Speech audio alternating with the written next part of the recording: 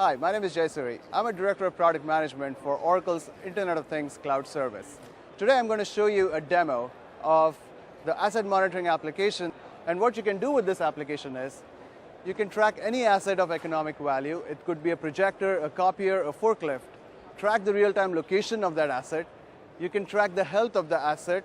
You can track performance of the asset, and you can track utilization of the asset. So comparing utilization between how your assets are being used. So with that introduction, let's jump to the demo.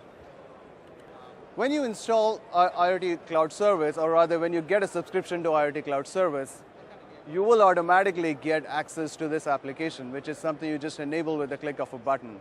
And when you log into the application, you'll see a map and with assets on it. But as you notice, there are no assets in this right now.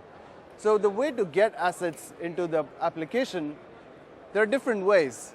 You may be tracking your assets using spreadsheets, or you may be tracking assets using Oracle E-Business Suite Enterprise Asset Manager.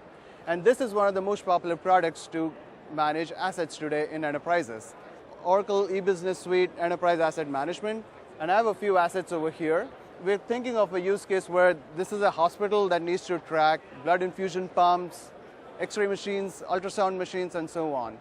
So all I need to do over here to make these assets available in IoT Cloud Service is say sync assets.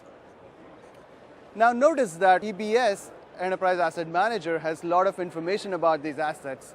It does not have real-time location of these assets. So what we're going to do now is by importing these assets into Oracle Internet of Things Cloud Service, we can start tracking these assets in real time. So how do you do that? If I now refresh my asset monitoring application, you see that assets automatically showed up over here. So the way it worked is that eBusiness Suite provided the last known location of these assets, and we can plot these assets on a map using the last known location. I can change the location to a floor plan so that I can now see these assets laid out on an actual floor plan so I know exactly where they are in an indoor location. I can look at assets on which floor these assets are located right now. So let's assume a nurse who wants to look for the nearest ultrasound machine, she can pull up the mobile application and she can start looking for the assets by just searching for them in the map, and they will show up on the map, and she can now figure out how to go find the nearest ultrasound machine. Now that I have the assets over here, one question you might have is, how do you find the real-time location?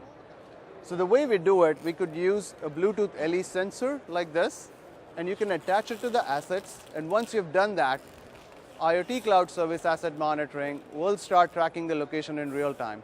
Now, if you have other sensors, such as maybe a temperature sensor, a vibration sensor, and other types of sensors that can monitor health, we can use those sensors, use the data from that, and analyze the data in real time to predict or detect if there are any faults that are happening in the asset. So that way, we can do predictions and detection of availability, so you always use the right asset when you're in use.